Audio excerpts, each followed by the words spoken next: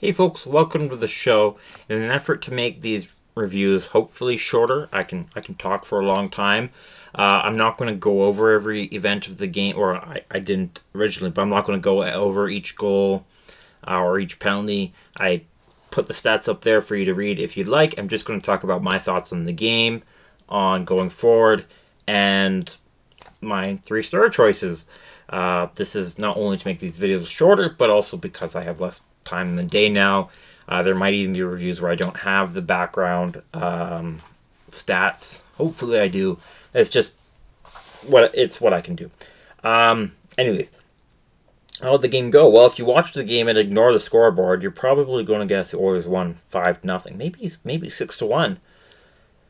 And you'd be forgiven for saying that. But the scoreboard ended 3-0 for the Florida Panthers, the final one being an empty net goal. And not to any fault of Skinner.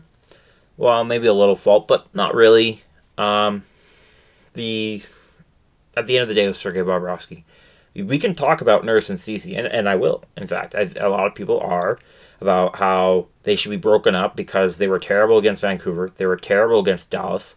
And when they broke up Nurse and Ceci, the Oilers started winning more when they put Ceci with Broberg and Kulak with Nurse. Because eventually Desharnais was drawn out of the lineup. I'd like to see Desharnais back in the lineup, but we'll get there.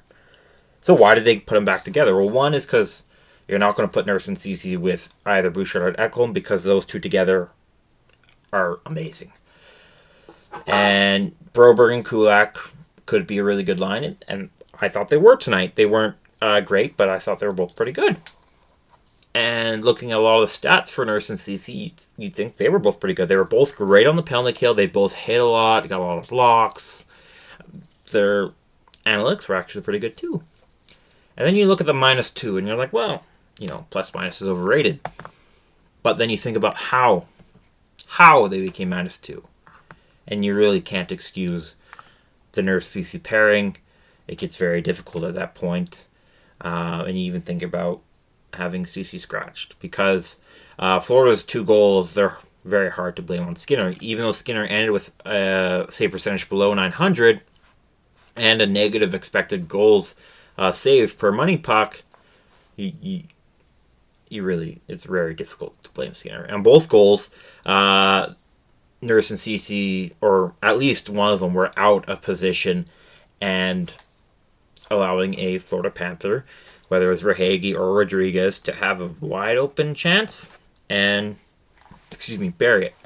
At this point in the playoffs, you'd hope Skinner can make more unexpected saves, and he did. There was one I can remember off the top of my head where I was like, oh, that's a goal for the Florida Panthers, but no, great save by Skinner. And he had a few pretty good saves too. But at the same time, you look at those goals and you're like, oh, geez, Nurse and Ceci. Oh, why is that pairing back together? And I think they're trying to recapture what Nurse and Ceci had in January and February because they had some games, particularly during the winning streak in January and February, where Nurse and Ceci pairing were arguably our best pairing. They were amazing.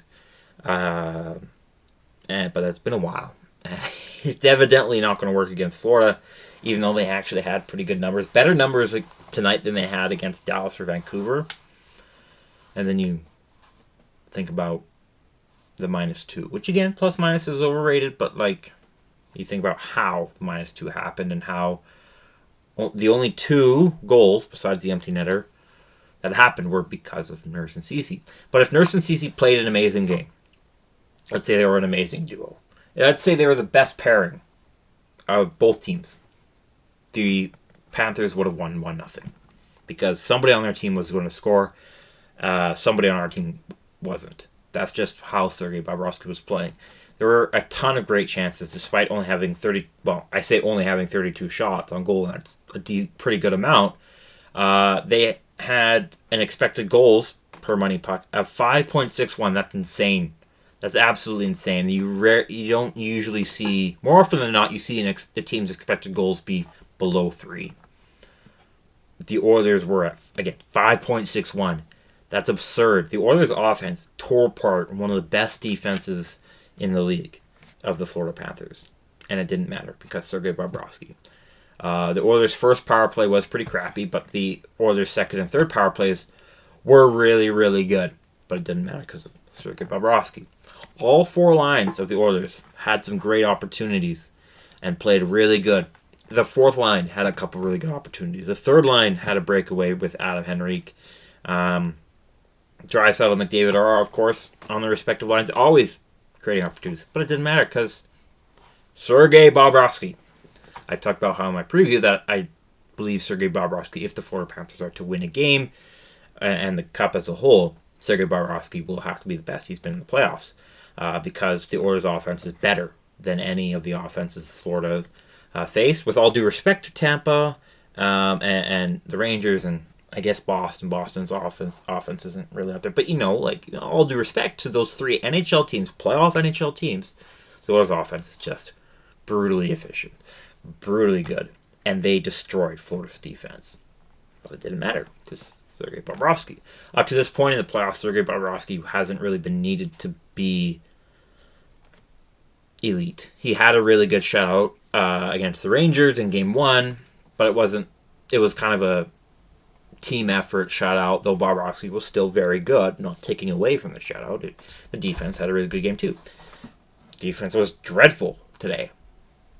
Didn't matter. Sergei Bobrovsky. And as a goalie, it's kind of hard for me to get mad because I enjoy watching Sergei Bobrovsky. I've noticed he's falling a little easily lately in these playoffs, but other than that, I enjoy watching Sergei Bobrovsky, so I can't be all mad. But it is annoying. It's like, oh, what a great opportunity wasted because Sergei Bobrovsky. And then on the other side of the ice, you're like, wow, look at all these opportunities we're killing. And then eventually, it doesn't matter because there's Ceci. Yeah, so that's kind of the short story of the game. So now let's get into individual performances and 3 stars. For those who don't know, I come in and at you from an Oilers perspective, as you probably guessed from the Oilers jersey I have on. But I will do a 3 stars for just the Oilers. But for the playoffs, I've also done a 3 stars for both teams included. But for my overall 3 stars of the game, it was just Florida Panthers. You can guess first star while I begin with the 3rd star, which was Evan Rodriguez. He scored the 2nd goal of the game, had 3 hits, 2 blocks, a takeaway, almost 15 minutes of time on ice, and was 6 for 9 in the faceoff circle. 2nd star, I'm kind of moved away from the ESPN and official choices. Instead of choosing Carter Verhaeghe, I went with Alexander Barkov. He had 2 assists, 3 hits, 4 blocks, and 3 takeaways. All great numbers. With just over 21 minutes of time on ice, almost 3 minutes shorthanded, and was 6 for 12 in the faceoff circle. He wasn't that great shorthanded, but that was kind of the story for all the Florida Panthers shorthanded. But it didn't matter because the 1st star, Sergei Bobrovsky, obviously, you can look at any point of the game, any stat, and yeah, Sergei Bobrovsky. 32 save shutout. It's not the highest save total you'll see from a shutout, but when you look at the quality of the shots, you're surprised he didn't allow in 30 million goals because, the Florida defense was dreadful today. But it didn't matter because you say it this time. I sound more frustrated than I am, but as a goalie, I'm more in awe than I am frustrated. I'm not really worried about the Oilers. In fact, I was surprisingly not stressed through the entire game, except when Nurse and Ceci were on the ice, because 5-on-5 wise, Nurse, Ceci on the penalty kill are great. I will compliment them there all the time. Everyone on the Oilers are great on the penalty kill, but Nurse, Ceci were the leading penalty killers for the Oilers tonight, and were awesome on the penalty kill.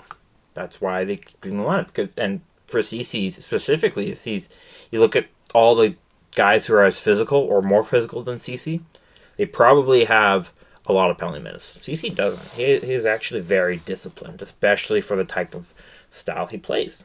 So there are compliments for Ceci. There are reasons, believe it or not, that Ceci keeps getting thrown onto the ice and into the Oilers lineup. And I respect that. I respect what he's very good at. He's an NHL player and I'm not. But it keeps happening between these two guys. It's always them. Well, not always, but it feels like it's always them. Anyways, let's talk about the Oilers 3 stars. It was kind of hard to choose because as a team, the Oilers played amazing, but there wasn't like a great individual effort. Besides Nurse and CC, if you ignore the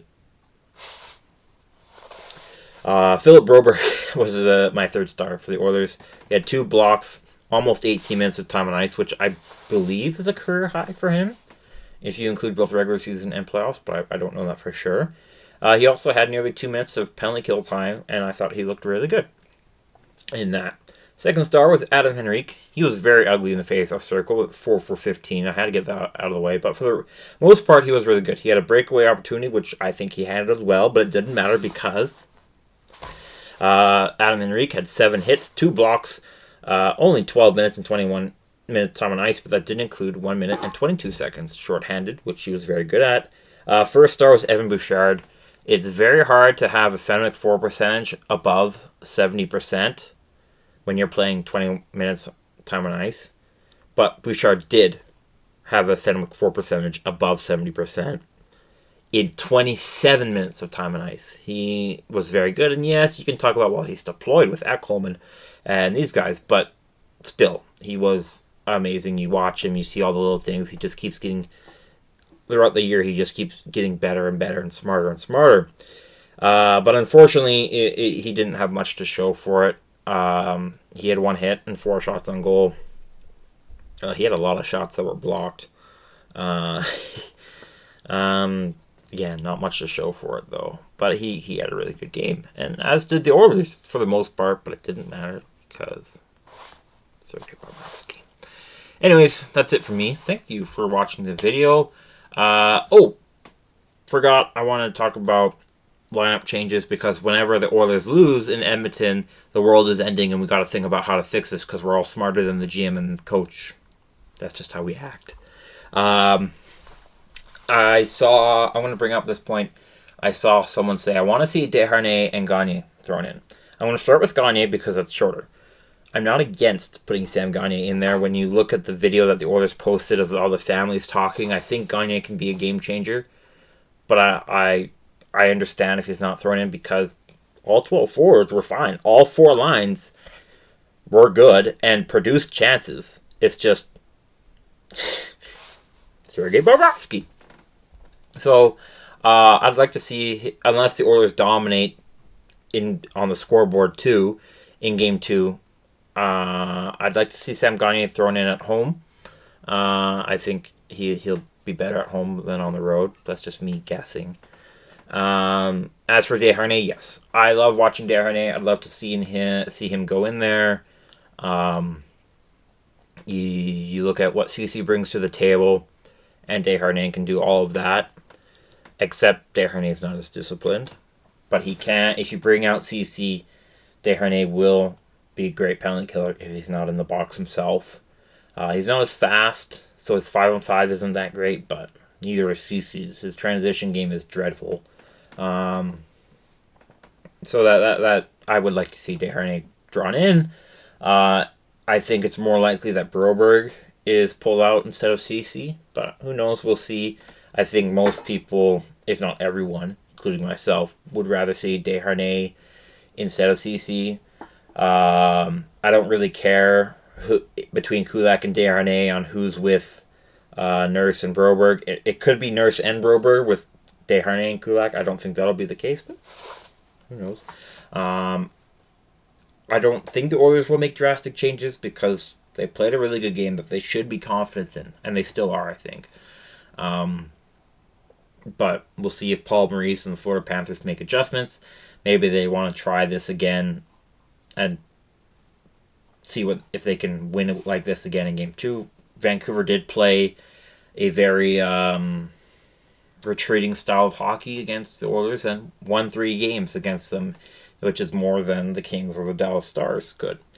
So maybe the Panthers want to play this style more. We'll see if Paul Maurice wants to say, hey, let's get 20 shots this time and not allow nearly 6 expected goals. But again, we'll see. That next game is Monday night. Thank you so much for watching, and I hope to see you on that video as well. You'll see that video sooner if you subscribe and turn on notifications.